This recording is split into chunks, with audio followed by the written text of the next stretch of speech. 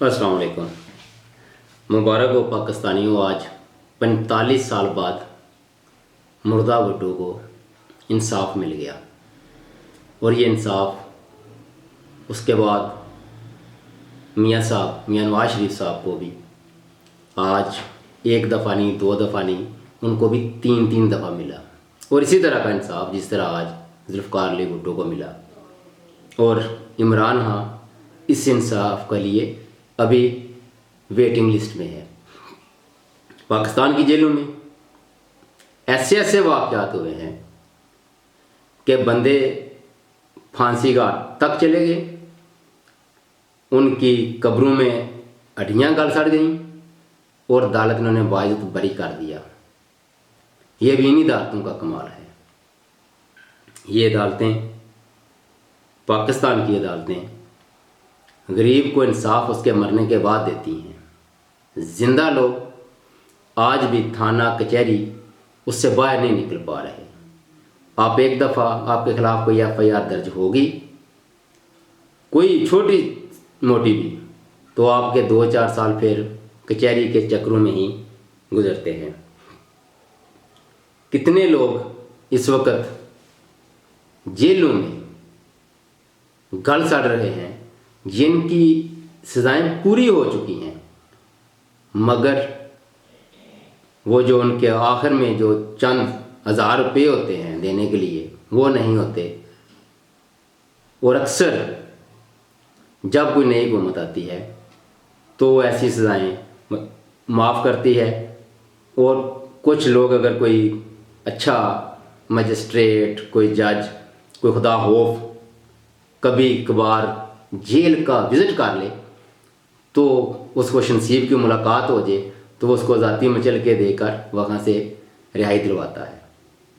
वरना अभी भी इस हुकूमत ने ऐलान किया है कि 2 साल से कम जिनकी सज़ाएँ हैं औरतों और बच्चों की, उनको रिहा कर दिया जाएगा।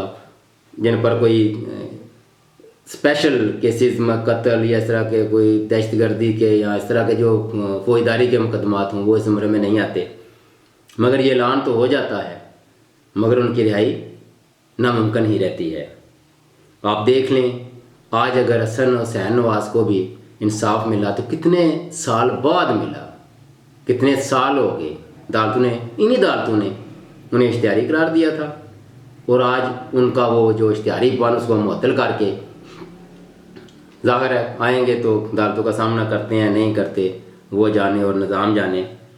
मगर ये कैसा निज़ाम है जो ज़िंदा को इंसाफ नहीं देता। इंसाफ लेने के लिए भी आपको कब्र में जाना पड़ता है।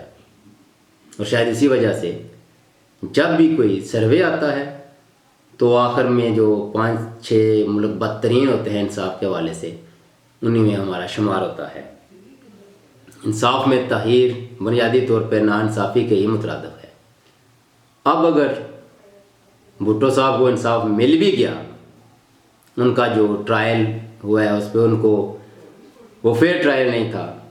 ये जो अदालत उज़्मा ने उस पर बात की है, तो लेकिन क्या फ़ायदा उसका पाकिस्तान को, भुट्टो को, भुट्टो की फैमिली को, पाकिस्तान को।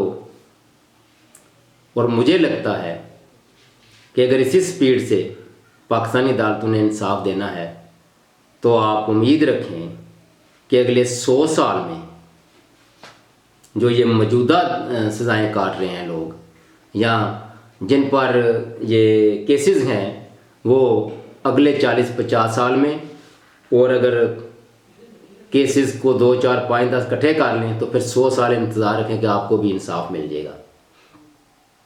और फिर इस इंसाफ की वो आप चटनी बना लें।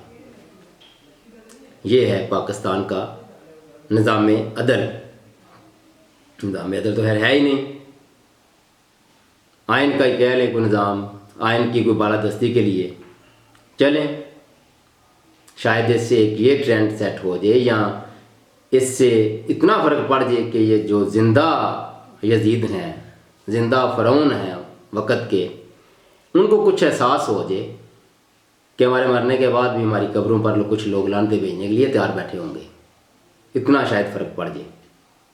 इससे ज़्यादा इसका कोई फ़ायदा नहीं होगा और ना ही इससे कोई ख़ास फ़र्क पड़ने वाला है। अगर इंसाफ देना है तो जिंदों को दें और फिर फोड़ दें। इंसाफ के साथ ज़िंदगी गुजारना सीखिए। अब तक के लिए इतना ही। अल्लाह हाफिज़।